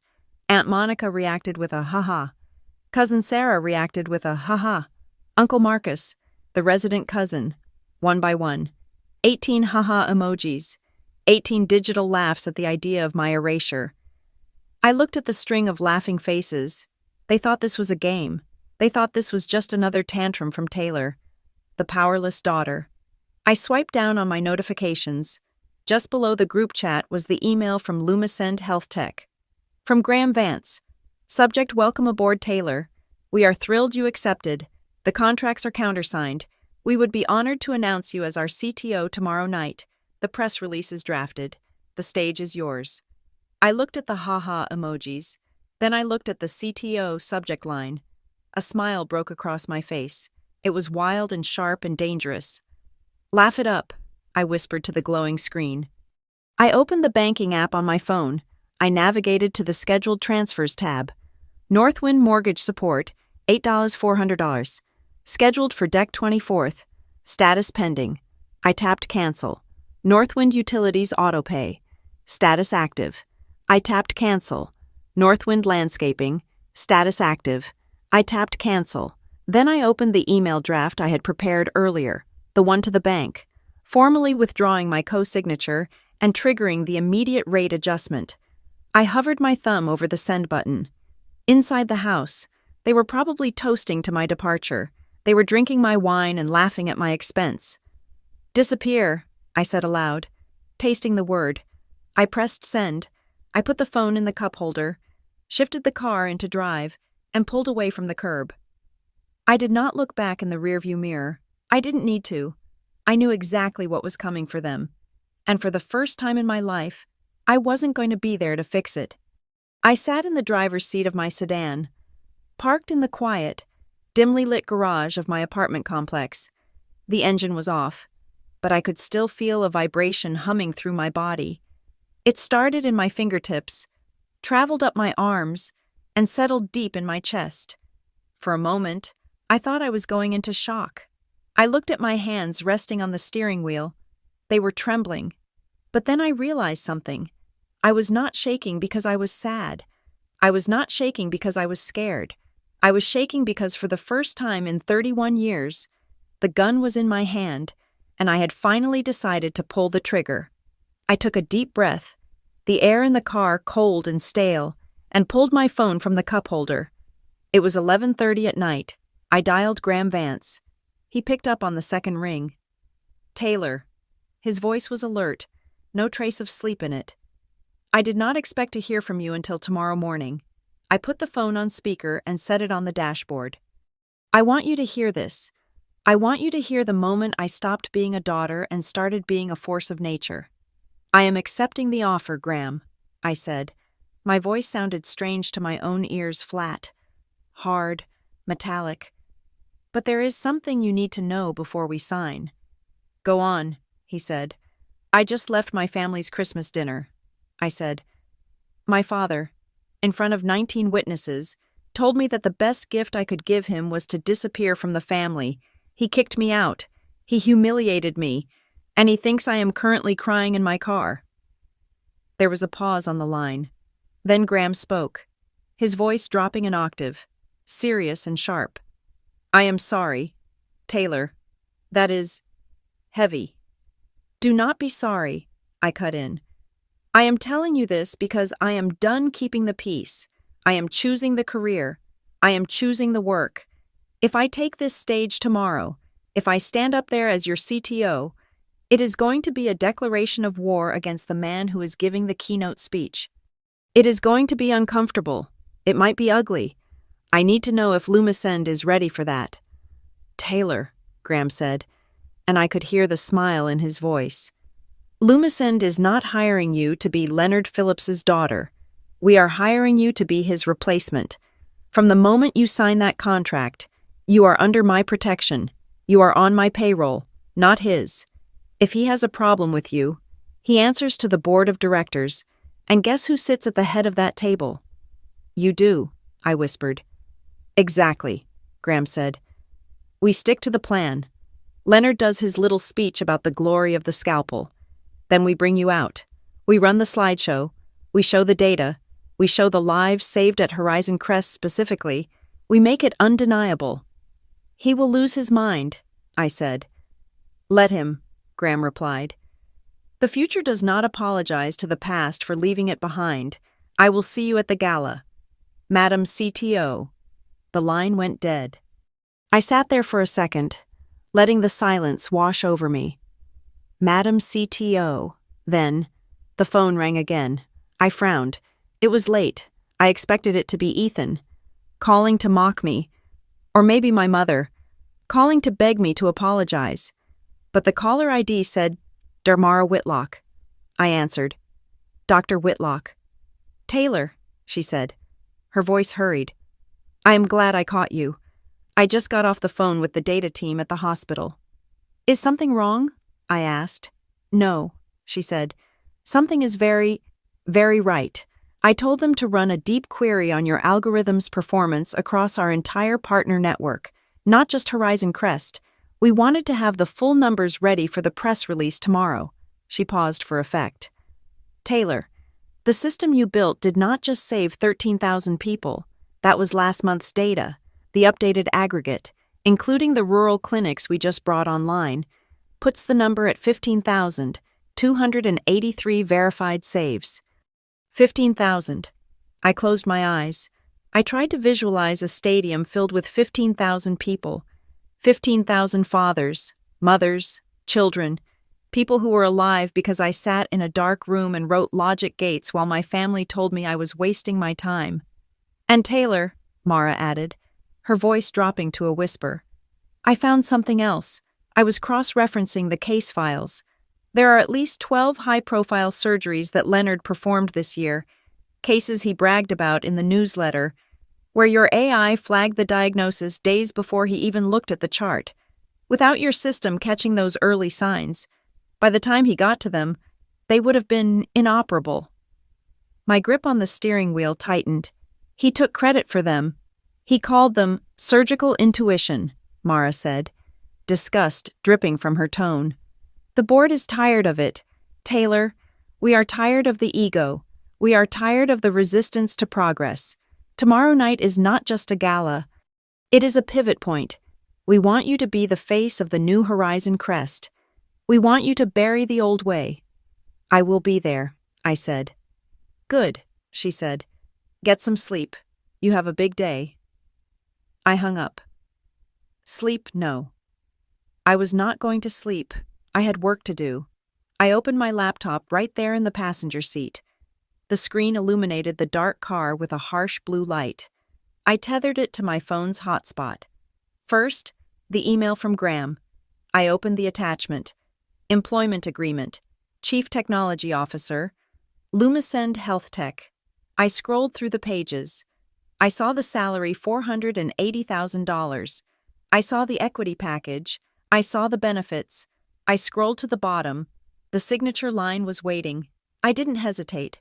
I didn't think about how this would look to my aunt or my cousins. I didn't think about the awkwardness of the next family reunion. I moved the cursor to the box. I clicked, Taylor Phillips, the digital signature stamped onto the page. Signed December 23rd, 11:47 p.m. I stared at it. It was done. I was an executive. I was wealthy. I was powerful. Now, for the cleanup. I opened a new tab. I logged into my online banking portal. I navigated to the bill pay section. It was a familiar list, a list I had visited every month for 7 years. Northwind Heights Mortgage, Northwind Heights Electricity, Northwind Heights Gas, Northwind Heights Water Waste, Northwind Heights Landscaping, Northwind Heights HOA, green check marks next to all of them. Autopay active. I started at the top. Click, cancel autopay. Are you sure? Yes. Click, cancel autopay. Are you sure? Yes. Click, cancel autopay. Are you sure? Yes. I went down the list like an executioner. I felt a cold, rhythmic satisfaction with every click. It was surgical. It was precise. I was cutting the blood supply to a tumor. Then, the big one. I opened my email client. I found the draft I had written earlier. The formal letter to the First National Bank of Denver. Subject immediate withdrawal of co-signatory status. Loan 883940022. To the Loan Servicing Department pursuant to Clause 4C of the refinancing agreement dated August 12, 2018. I, Taylor Phillips, hereby provide formal notice of my withdrawal as co-signer on the property located at 4401 Northwind Drive. I understand that this action will trigger an immediate rate adjustment and risk assessment for the primary borrower. Leonard Phillips, please process this effective January 1st. I read it over. Leonard had told me tonight that money was not a legacy. He had told me that writing a check was easy. Well, let's see how easy it is when the check is $11,000 bigger than you expect. I looked at the camera, or where the camera would be in the movie of my life. I looked right at you. You might think this is harsh. You might think, Taylor, He is still your dad. You are making him homeless. Is it revenge? Or is it self-defense? When someone spends 7 years draining your bank account while draining your self-esteem, and then tells you to disappear, are you obligated to keep paying for the roof over their head? I want you to tell me. Type it in the comments. Justice or too far? Because from where I am sitting, $55 million of donations and 15,000 lives saved says I am on the right side of history. I hit send. The email whooshed away. 2 minutes later, an automated reply pinged into my inbox. Receipt acknowledged. Request processing. Please be advised, based on the primary borrower's current credit standing, the interest rate will adjust to 7.6%. Monthly payment will increase by approximately $11,400. A notice of default risk will be mailed to the property address within 5 business days. I read the warning. Notice of default risk. I imagined Leonard opening that letter. I imagined the color draining from his face. I imagined him trying to call me and getting the number-blocked tone. Everyone is responsible for themselves, I said to the empty car. Isn't that what you always told me, Dad? I closed the laptop. I gathered my things and walked up to my apartment. It was small. It was quiet. It smelled like lavender and peace. I walked into the bedroom and opened my closet. I pulled out the dress I had bought 3 months ago for a friend's wedding but never wore. It was black, sleek, minimalist. It looked like armor. I laid it out on the bed. Next to it, I placed the small silver pin I had received when I graduated from MIT, the pin Leonard had called a nice little trinket. And next to that, I placed the temporary badge Graham had couriered to me earlier that day, which I had been too afraid to look at until now. It was heavy plastic, white background, blue text. Taylor Phillips, Chief Technology Officer, Lumisend Health Tech. I ran my finger over the raised letters. I turned off the light. Tomorrow, I would not be the daughter sitting at the end of the table. Tomorrow, I would not be the girl checking the receipts. Tomorrow, I would appear in the one place my father thought I did not belong, and I would not just stand next to him, I would stand above him. The Silverline Grand Hotel in downtown Denver does not just host events, it stages coronations. On the night of December 24th, the ballroom was a cavern of gold leaf and velvet, illuminated by chandeliers that cost more than my entire college tuition. 600 people filled the room. This was the ecosystem of the elite. There were hospital board members with diamonds heavy enough to strain their earlobes, pharmaceutical representatives with smiles brighter than their futures, and the surgical old guard. Men who walked with the heavy, confident gait of gods who had spent decades deciding who lives and who dies. The air smelled of expensive perfume, roasted prime rib, and the electric buzz of money. Specifically, the $55 million that Lumisend Health Tech was rumored to be donating tonight. I walked into the lobby. I was not wearing the floral prints or modest pastels my mother usually picked out for me to blend into the wallpaper. I was wearing a black dress. It was architectural, sharp, and severe. It did not ask for attention. It commanded space. On my left lapel, the only jewelry I wore was my brass rat, the MIT class pin that my father had once called a participation trophy for people who could not hack med school. I walked straight to the VIP check-in desk. The line for general admission was long, filled with residents and junior staff. The VIP lane was empty. I approached the young woman at the counter. She looked tired, her smile plastered on with sheer willpower. Name she asked, looking down at her iPad. Taylor Phillips, I said. She tapped the screen. Her brow furrowed. Then she tapped again. She looked up at me, then back at the screen, then at me again. I am sorry. Ms. Phillips, she said, her voice dropping to a confused whisper. I have a Dr. Leonard Phillips and family at table 3, but the system is flagging you. She trailed off. Is there a problem, I asked? No, she stammered. No problem. It is just, the system has you seated at table 1. That is the Lumisend Executive and Hospital Board table. She looked at me as if I had just told her I was the Queen of England. In this hierarchy, family sat with family. Wives and children sat at the slightly less prestigious tables. Table 1 was for the people writing the checks. That is correct, I said calmly. I took the heavy stock place card she handed me. It did not say guest of Dr. Phillips. It said Taylor Phillips, Lumisend executive. I walked into the ballroom. The layout was a study in power dynamics. The stage was massive, draped in silver and blue. Right in front of it, dead center, was table 1. It was the table where the CEO sat. It was the table where the director of the hospital sat. Table 3, where the senior surgical staff sat, was excellent real estate. Make no mistake, it was front row, just off to the right. But it was not the center. It was the table for the talent, not the table for the owners. I spotted them immediately. My father was holding court. He looked magnificent in his tuxedo, a glass of champagne in one hand, gesturing broadly with the other. My mother sat next to him, nodding dutifully at whatever he was saying. Ethan was there, looking flushed and arrogant, laughing at something a senior cardiologist was whispering to him. Leonard was laughing. It was a big booming sound. He looked like a man who had successfully amputated a limb he deemed gangrenous me, and was now enjoying the rush of survival. He had erased me from his life 24 hours ago, and looking at him now, he seemed lighter, happier. I felt a cold, sharp rage tighten in my chest, but I pushed it down. Tonight was not about rage, it was about precision.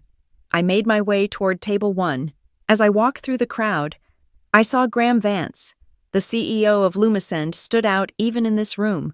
He was tall, silver-haired, and radiated the kind of calm authority that comes from managing billions, not millions.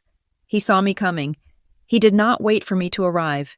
He stepped out of his conversation with the mayor of Denver and walked toward me. "Taylor," he said, his voice carrying over the low hum of the crowd. He opened his arms and embraced me. It was a warm, professional hug. But it was public, very public. "So glad you could make it," Graham said, stepping back but keeping a hand on my shoulder. "You look ready for war." "I am," I said quietly. Graham turned to the group he had been speaking with. "Gentlemen, I want to introduce you to someone. This is Taylor Phillips. She is the reason Lumisend is investing so heavily in this city. She is our new star." The mayor shook my hand. A couple of board members nodded with respect, but I saw the ripple effect starting. A few tables away, a group of doctors turned their heads. I recognized one of them, Dr. Aris, a colleague of my father. He squinted at me, then leaned into his neighbor. "Isn't that Leonard's daughter?" I heard him whisper. "The one who dropped out, I think so." The other doctor whispered back, "What is she doing with Vance?" I ignored them. I took my seat at table 1. I was facing the stage. My back was partially turned to table 3, but I could feel my father's presence like a draft on the back of my neck. He had not seen me yet. He was too busy polishing his ego.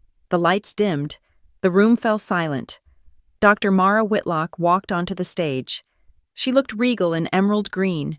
She took the podium, and the spotlight hit her.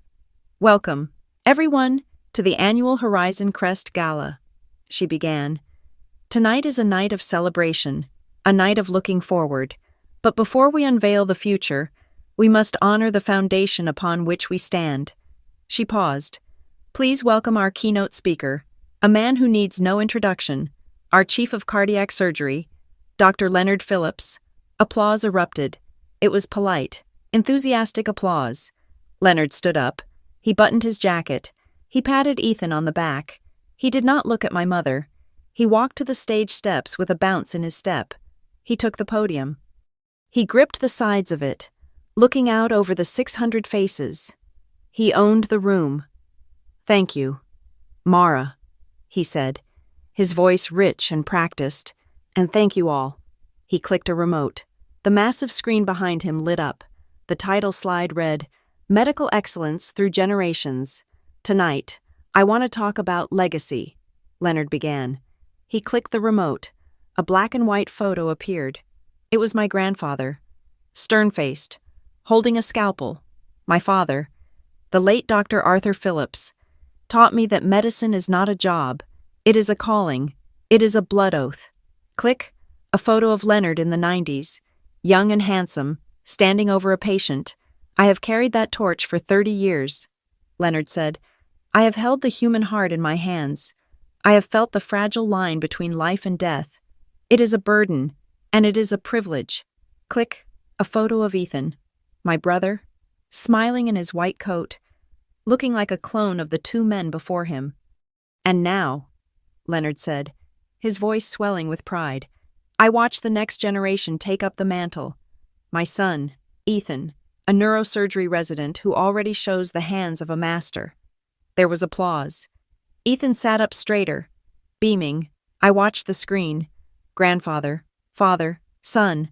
There was no photo of me, no photo of the daughter who paid the mortgage so that legacy could have a roof. No photo of the girl who sat up nights analyzing the hospital's budget so Leonard could hire more staff. I was not just disowned, I was edited out of history. Leonard continued. We live in changing times, he said, his tone shifting. He walked out from behind the podium, pacing the stage. He was getting to his favorite part, the attack. We hear a lot of noise these days about technology, about machines, about artificial intelligence. He said the words with a sneer, as if he were talking about a contagious disease. They tell us that algorithms are the future.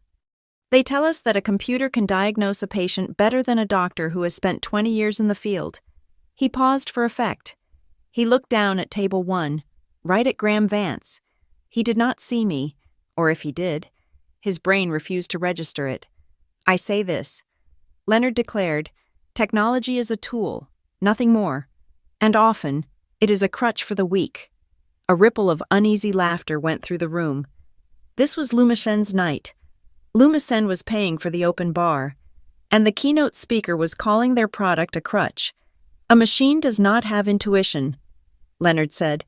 A machine does not have a soul. A machine cannot look a patient in the eye and promise them that everything will be okay. We must not let the cold logic of code replace the warm touch of the physician.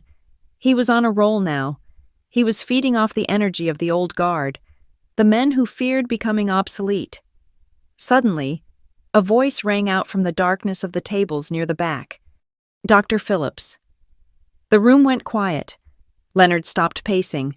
He shielded his eyes against the spotlight. Yes, who is that? A young man stood up. I recognized him. He was a second-year resident in the emergency room. He looked nervous, but determined. Sir, I am sorry to interrupt, the resident said. But you mentioned technology as a crutch. I work in the ER. We have been using the new Aegis triage system from Lumicen for the last month. Leonard stiffened, and Leonard asked, his voice sharp, and it is incredible. Sir, the resident said, last week, it flagged a pulmonary embolism in a 20-year-old patient that 3 of us missed because his symptoms were atypical. The system saved his life. The data shows it has reduced our error rate by nearly 40%. The room murmured. This was a direct challenge. Leonard laughed. It was a dismissive, condescending sound. The placebo effect is powerful. Son, Leonard said, computers throw out false positives all the time. You got lucky. Do not confuse luck with medicine. But sir, the resident pressed on, the algorithm was built by someone who understands our hospital. I heard it was actually written by your daughter, Taylor. The name hung in the air. My heart hammered against my ribs. I stared at the back of my father's head. Leonard looked at the resident with pity. He sighed into the microphone. Let us clear something up, Leonard said. His voice was conversational, intimate, as if he were sharing a family secret with 600 close friends. My daughter, Taylor, is a sweet girl, but she is not a medical professional. She dabbles in computers. She dropped out of the pre-med track because she could not handle the pressure. I gripped the stem of my water glass so hard I thought it would snap. She did some data entry for a project a few years ago, Leonard continued, and she likes to think she built something. But let's be serious. Real innovation comes from surgeons, not from children playing with code in their bedrooms. He chuckled. She helps us with the Wi-Fi. Leonard joked. That is her contribution, and we love her for it. But let's not pretend she is saving lives. The room laughed. Not everyone, but enough people. A polite, cruel laughter that stripped me naked and painted me as a delusional failure. I started to stand up. Graham Vance's hand landed on my arm. It was heavy and firm. I looked at him. His face was stone, but his eyes were burning. "Wait," Graham whispered. "Let him finish. Let him dig the hole deep." I forced myself to sit. I forced myself to breathe. Leonard turned back to the audience, basking in his victory. He had swatted away the fly. He raised his hands for the finale. "So let us raise a glass," Leonard boomed, "to the hands that heal, to the minds that study, and to the legacy of flesh and blood." He looked up at the ceiling, striking a pose. "The future of medicine belongs to those who hold the scalpel," Leonard declared, "not those hiding behind screens." He stood there, arms wide, waiting for the thunderous ovation. It came. The older doctors at table 3 stood up. Ethan stood up, clapping furiously. My mother stood up, looking relieved that he was done. But at table 1, nobody moved. At the tables filled with residents, nobody moved. At the tables filled with the Lumisend executives, nobody moved. The applause was loud, but it was thin. It was the sound of half a room clapping, while the other half watched in stunned, awkward silence. Leonard lowered his arms. He looked confused. He scanned the front row. He looked at table 1. For the first time, his eyes locked onto mine. He froze. I was sitting 5 feet away from the stage. I was wearing black. I was not smiling. I was not clapping. I was staring up at him with the cold, impassive gaze of a judge who has already signed the death warrant. He blinked. He looked at Graham Vance next to me. He looked at the place card on the table. Lumisend Executive. The applause died down. The silence that followed was heavy and suffocating. Leonard stood on the stage, the smile faltering on his face. He looked at me, and for 1 second, I saw a flicker of fear behind his eyes. He knew something was wrong. He just didn't know that the roof he thought he was standing on had already collapsed. Dr. Mara Whitlock walked back onto the stage. She did not shake Leonard's hand. She walked past him to the podium. "Thank you. Dr. Phillips," she said. Her voice was ice. "You may return to your seat." Leonard hesitated. He looked at the microphone, then at me, then at Mara. He walked down the stairs, his steps a little less bouncy than before. He sat down at table 3. Mara looked out at the crowd. She smiled, but this was not the polite smile of a hostess. This was the smile of a predator. "That was a spirited defense of tradition," Mara said. "But at Horizon Crest, we do not just look back, we look forward." She gestured to the wings of the stage. "And tonight, we have a surprise, a change to the program, because while the scalpel is mighty, the mind that guides it is mightier." I felt Graham nudge my elbow. "It is time," he whispered. I stood up. The chair scraped against the floor. Every head in the room turned toward table 1. Leonard turned. He looked at me standing there. His mouth opened slightly. I smoothed my dress. I touched the MIT pin on my lapel, and I walked toward the stairs. Dr. Mara Whitlock stood at the podium, the emerald silk of her dress catching the spotlight. She waited for the thin applause for my father to completely die down, letting the silence stretch just long enough to be uncomfortable. "Thank you, Dr. Phillips," she said, her voice smooth and unreadable. "For that passionate reminder of where we came from." She paused, looking out over the darkened ballroom. "But medicine," she continued, her voice sharpening, "is not a statue. It does not stand still. It moves. It evolves. And sometimes, to save the patient, you have to cut away the necrotic tissue of the past." A ripple of confusion went through the room. At table 3, I saw Leonard frown. He reached for his wineglass, his hand shaking slightly. "Tonight," Mara announced, "we are not just celebrating history, we are making it. Please welcome back to the stage the CEO of Lumisend Health Tech, Mr. Graham Vance." Graham bounded up the stairs, taking the microphone with the energy of a man about to unveil a new world. "I am going to go off script for a moment," Graham said, looking directly at the VIP tables, "because there is a story here that cannot wait. Lumisend has spent the last year searching for a leader. We wanted someone who could bridge the gap between silicon and surgery. We looked everywhere. And we found the answer right here, in this room. He clicked the remote in his hand. The screen behind him, which had just displayed the black and white photos of the Philips patriarchs, flashed brilliant blue. A new slide appeared. It was modern, sleek, and devastatingly detailed. The Philips AI platform. The text was massive. Below it, 3 data points appeared in rapid succession. Emergency room diagnostic error reduction, 42%. Early stage oncology. Detection, 55%. Average triage time reduction, 18 minutes. The room went quiet. I could hear the ice melting in the water glasses. The doctors were leaning forward, squinting at the numbers. They recognized the name Philips, but the data did not match the man who had just spoken. Graham walked to the center of the stage. "We often think that saving a life is a physical act," he said. "We think of the scalpel, the suture, the steady hand, and those are vital. But in the modern world, saving a life often begins long before the patient enters the operating room. Sometimes, it begins with a line of code." He clicked the remote again. A single number appeared in the center of the screen. White text on a black background. 15,283. 15,283. Graham read aloud. "That is the number of lives positively impacted by the Philips AI triage system in the last 9 months alone. That is not a projection. That is a verified count." He let the number hang there. "That means," Graham said, "that every 40 minutes, somewhere in this country, a patient is walking out of a hospital alive because an algorithm caught what a tired human missed."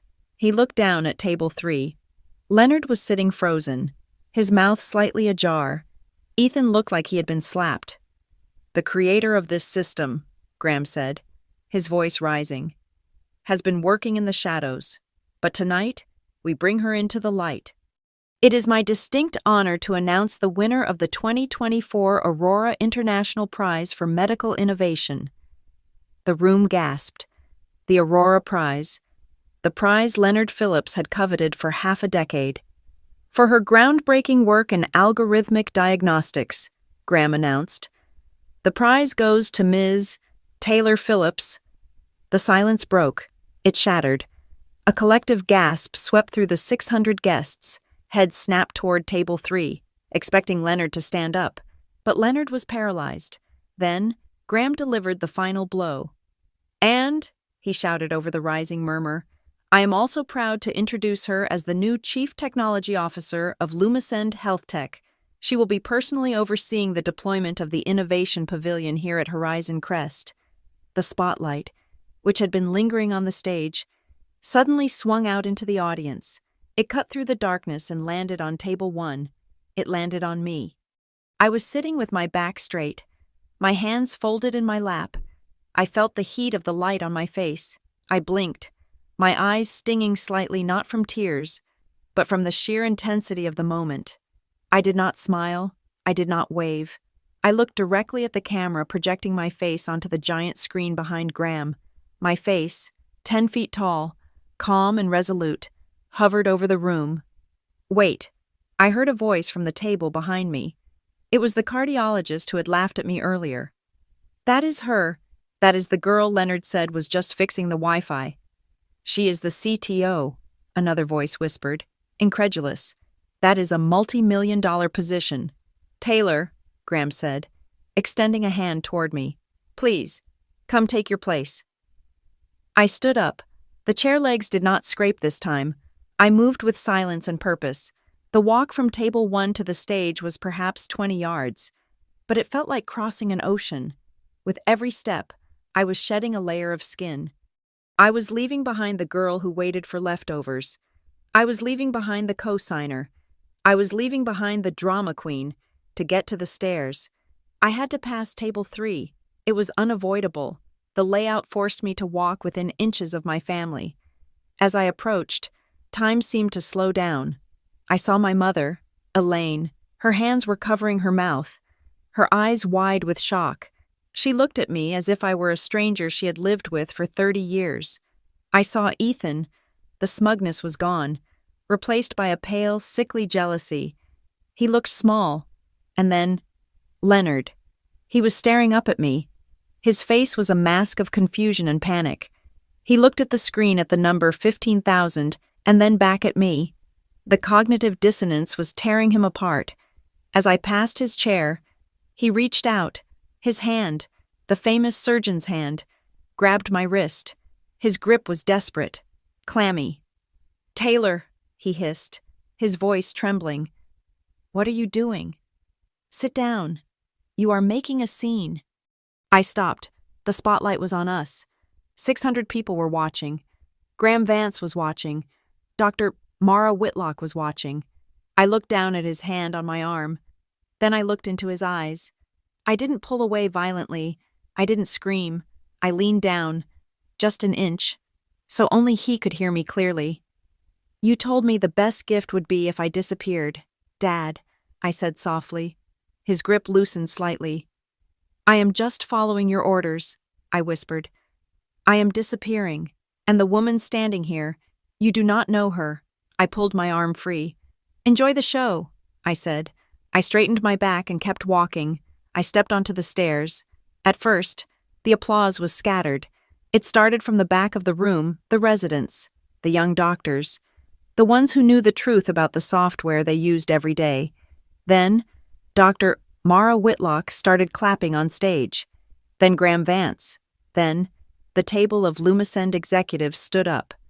And then, like a wave crashing against the shore, the rest of the room joined in. The doctors who had saved patients using my code realized who I was. The board members who saw the stock price rising realized who I was. By the time I reached the podium and stood next to Graham, the sound was deafening. It was a standing ovation. I looked out at the sea of clapping hands. I looked down at table 3. Leonard Phillips was the only person in the room still sitting down. He looked small, dark, and incredibly alone in the shadow of the giant screen that bore my name. Standing at the podium, the microphone felt cold and heavy in my hand, like a weapon I had finally decided to unsheath. The applause had died down, replaced by a thick, expectant silence. 600 faces were turned toward me. The spotlight was blinding, creating a tunnel of white light where only I existed. Somewhere in the darkness beyond that rim of light sat my father, Leonard Phillips, a man who believed he owned the sun. I looked at the remote in my hand. I looked at Graham Vance, who gave me a subtle, barely perceptible nod. "Thank you," I said. My voice did not shake. It was amplified, filling the cavernous ballroom, bouncing off the gold leaf and crystal. Growing up in the Phillips household, I was taught a very specific definition of value. I was taught that if you do not hold a scalpel, you do not save lives. I was taught that if you do not wear a white coat, you are invisible. I was taught that my passion for data was a betrayal of my blood. I clicked the remote. The screen behind me changed. Gone was the shiny, marketing-friendly title slide. In its place was a stark, brutal bar graph, generated from Horizon Crest's own internal servers. I was told my work was a toy, I continued, pacing slowly to the edge of the stage, looking directly down at table 3. Sss. I decided to let the toy speak. I pointed to the screen. Since the silent deployment of the Philips AI platform at this hospital 9 months ago, the mortality rate for complex cardiac cases in the ER has dropped by 31%. A gasp rippled through the room. 31% was unheard of. Misdiagnosis rates for neurological intake, I continued, glancing briefly at my brother Ethan, have dropped by 52%. I clicked the remote again. A list of patient case numbers appeared, scrolling slowly. "These are not just statistics," I said. "These are people. Case number 449, a 40-year-old mother presenting with mild fatigue. The attending physician wanted to send her home with anxiety medication. My system flagged a 90% probability of a silent myocardial infarction based on a subtle enzyme trend in her blood work from 3 years prior. She was rushed to surgery. She is alive today to celebrate Christmas with her children. I let that sink in. I did not hold the scalpel that saved her, I said, but I built the eyes that saw she needed saving. Dr. Mara Whitlock stepped up to the second microphone standing near the podium. She held a folder in her hands. "Thank you, Taylor," she said, her voice cutting through the murmur of the crowd. "And I think it is important to clarify the record. The hospital board has spent the last 24 hours auditing the surgical logs mentioned in Dr. Leonard Phillips's recent press interviews." She opened the folder. The sound of the paper turning was amplified by the mic. "There are 12 high-profile cases that Dr. Phillips has publicly claimed credit for diagnosing through his, quote, surgical intuition. Our audit confirms that in every single one of those cases, the diagnosis was actually flagged first by Taylor's algorithm, hours or even days before the surgical team took action. The system sent the alerts. Dr. Phillips acted on them, but he never disclosed the source of his intuition." The room erupted. It wasn't applause this time. It was the low, angry rumble of betrayal. The doctors at the other tables were looking at Leonard with new eyes. He wasn't a genius. He was a plagiarist. He was taking credit for the very technology he had just stood on stage and mocked. Leonard was sitting rigid in his chair. His face was pale, stripped of its usual arrogance.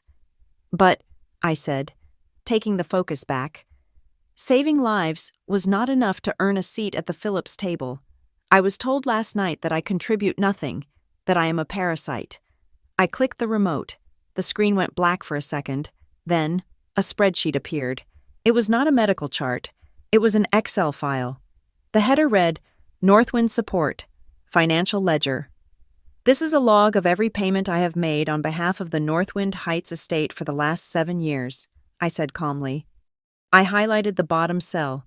It was zoomed in so everyone in the back row could see it. Total $542,700. The gasp this time was louder. It was scandalous. This was private, dirty laundry being aired on an IMAX screen. $542,700, I repeated.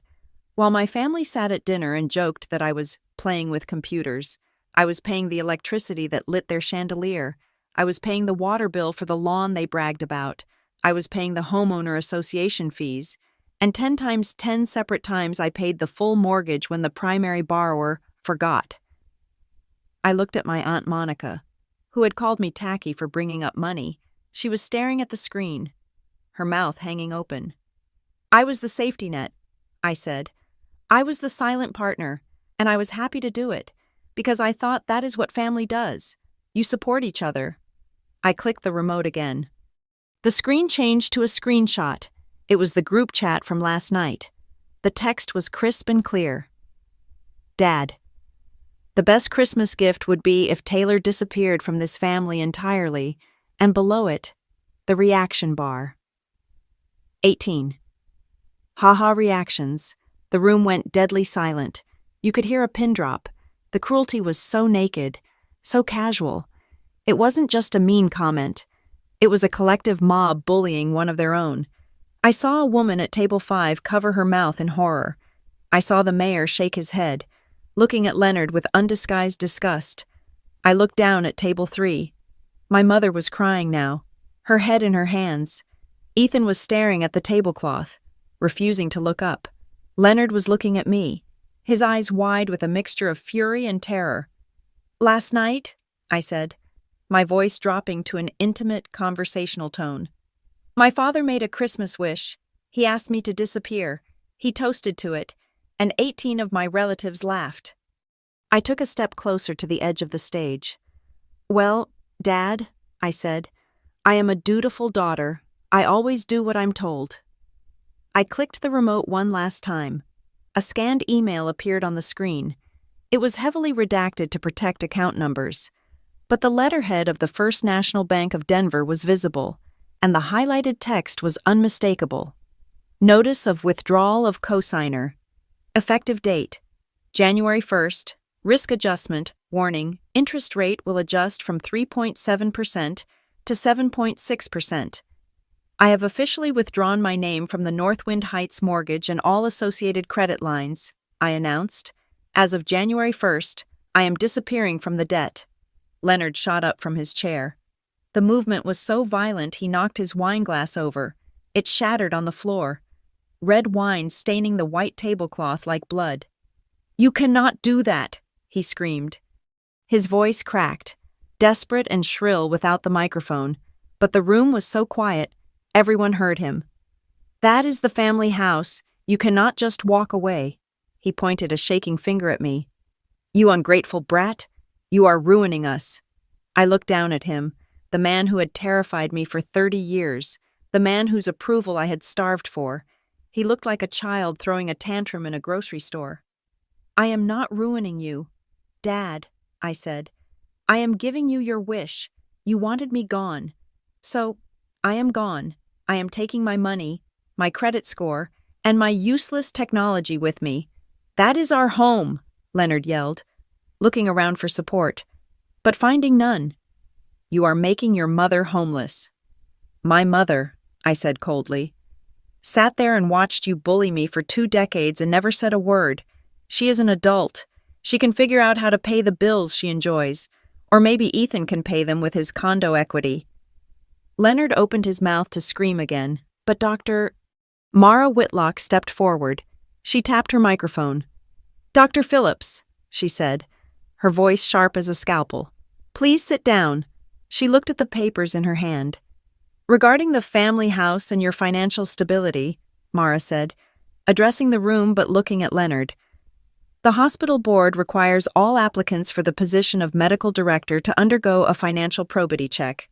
In your application, which I have right here, you checked the box stating that you had no significant debts in arrears, and that your assets were, quote, fully self-sustained without third-party support."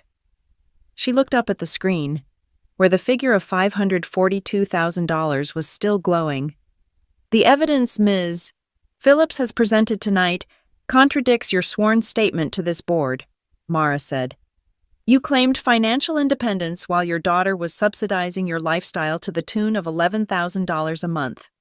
That is a material falsehood on an executive application." Leonard sank back into his chair. He looked like he had been punched in the gut. "Effective immediately," Mara announced. "Your application for medical director is suspended pending a full internal investigation into your financial disclosures and your ethical conduct regarding the attribution of medical research." Suspended. The word hung in the air. The promotion he had spent 10 years chasing was gone, vaporized in seconds. Graham Vance stepped up to the microphone next to me. "And regarding the Innovation Pavilion," Graham said, his voice booming, "Lumisend pledged $55 million to build the future of medicine here. We are honoring that pledge." He clicked his own remote. A new slide appeared. It was an architectural rendering of the new wing.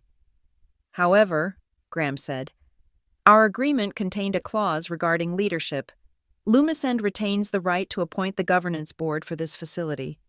We will not be handing control over to the existing surgical department." He looked down at Leonard. "The new Innovation Pavilion will operate independently," Graham declared. "It will report directly to the hospital board and to the CTO of Lumisend. Taylor Phillips will be the primary advisor for all staffing and technological integration in that building." The irony was absolute. The building Leonard had championed, the legacy he wanted to put his name on, would now be run by the daughter he had tried to erase. He would have to walk past it every day and know that he had no power inside its walls. I stepped back to the microphone for one final word. I looked out at the audience. I saw the young residents looking at me with awe. I saw the older doctors looking at me with fear. I saw the wealthy donors nodding in approval of the ruthless efficiency I had just displayed. "I did not come here tonight to destroy anyone's career," I said. "I came here to correct a narrative. For 7 years, I let my family tell a story where I was the failure and they were the heroes. I let them tell a story where my value was less because I did not wear a white coat." I touched the MIT pin on my dress. "But the truth is," I said, "value is not about the costume you wear. Value is about the impact you make. My code has saved 15,000 lives. My money saved the Phillips estate, and my silence saved my father's reputation. I paused, letting my eyes lock with Leonard's one last time.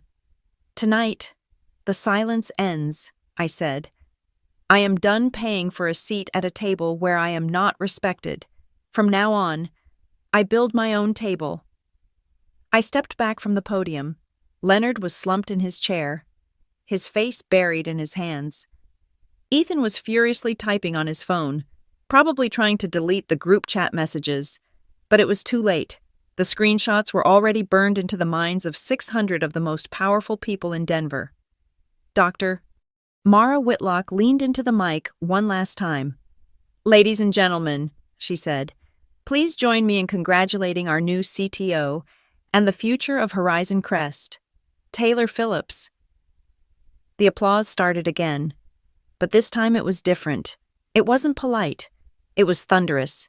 It was the sound of power shifting. It was the sound of the tide turning.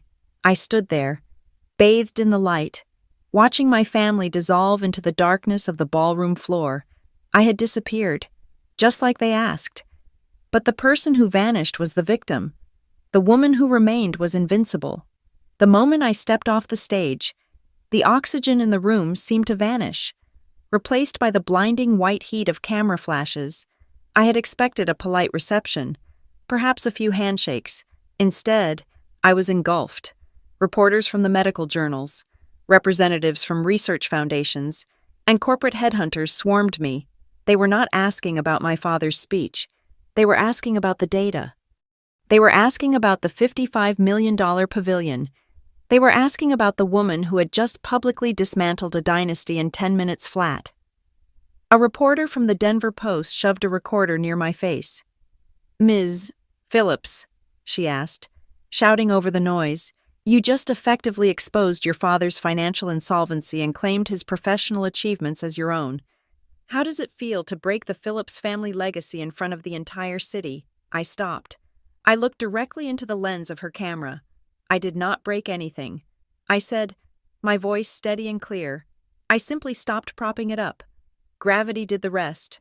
I pushed through the crowd, needing air. I needed to get to the hallway, but before I could reach the double doors, a hand grabbed my arm. It was not the gentle touch of a fan. It was a claw. I turned around. Leonard Phillips was standing there. His face was a mottled map of red and purple. He was sweating, his perfectly coiffed silver hair now disheveled.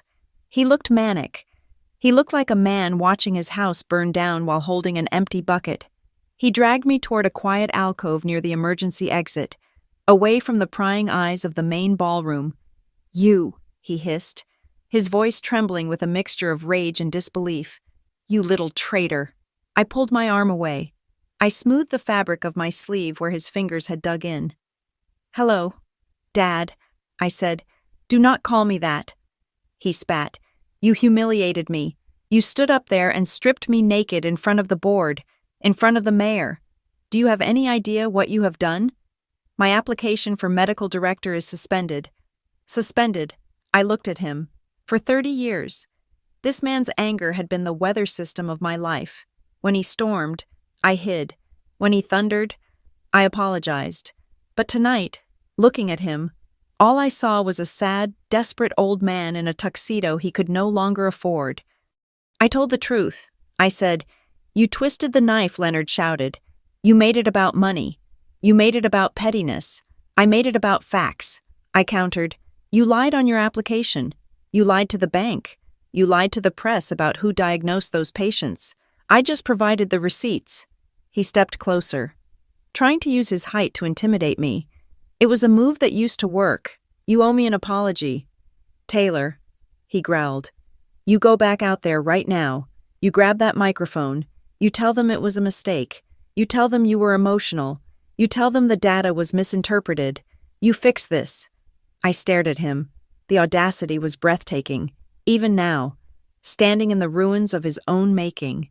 He thought he could order me to rebuild him. "I owe you exactly one thing," I said. My voice was quiet, but it was harder than steel. He blinked. "What I owe you the disappearance you asked for." I said. He froze. Last night, you stood at the head of the table and told 19 people that your life would be better if I vanished. I continued. You wanted me gone. Well, congratulations. Leonard, I am gone. I am gone from the mortgage. I am gone from the utility bills. I am gone from the ghostwriting of your speeches. I am gone from the silent, invisible roll of the ATM that keeps your ego inflated. I took a step back. You wanted a daughter who disappears. You got her. But you forgot that when the foundation disappears, the house falls down. Before he could respond, the heavy door to the ballroom burst open. Ethan stumbled out. My brother looked like a wreck. His tie was undone, his eyes were glassy, and he reeked of expensive scotch. He saw me and lurched forward, pointing a shaking finger at my face. You, Ethan slurred. You bitch. You ruined it. He grabbed the lapel of his jacket, swaying slightly. The board just told me. He hiccuped. They told me my promotion to attending is on hold. They are reviewing my residency logs. They said if Dad lied about his cases, maybe I lied about mine. They are auditing me. Taylor, because of you. He looked at me with pure hatred. You destroyed my future, he screamed. I looked at my brother, the golden boy, the one who had mocked my work just 24 hours ago. I did not destroy anything. Ethan, I said coldly, if you are a good surgeon, the audit will prove it. If you are talented, the truth cannot hurt you. I leaned in closer. But if you break just because someone turned on the lights, I said, then the foundation was rotten to begin with. Do not blame the switch. Blame the architect. Ethan stood there, mouth opening and closing, too drunk to form a retort. Then, I heard the sobbing. My mother, Elaine, came rushing down the hallway. Her mascara was running down her cheeks. She looked frantic. She grabbed my hands, her grip cold and clammy. Taylor, please, she begged. Stop this, please. We are family. I looked down at her hands, the hands that had never once defended me. Mom, I said gently, pulling my hands away. You cannot leave us like this, she cried. Your father? He is proud. He makes mistakes. We all do. No one is perfect.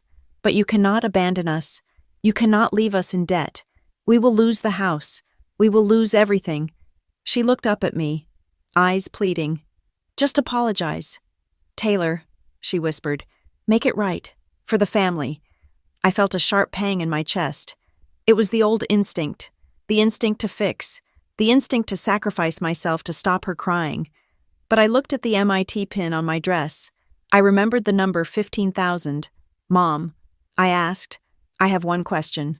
She sniffled, nodding. Anything. Last night. At dinner. I said, when Dad raised his glass, when he told the entire family that the best gift would be if I disappeared, when everyone laughed, I paused. Did you open your mouth? Elaine froze. She looked down at the floor. She twisted her rings. Did you say, no, Leonard, that is our daughter? Did you say, that is cruel? Did you say anything? Mom. Silence. The hallway was deadly silent. No, she whispered. I nodded slowly. Then tonight? I said, I am just doing what Dad wanted, and since you agreed with him last night, you have to live with it tonight. I straightened up.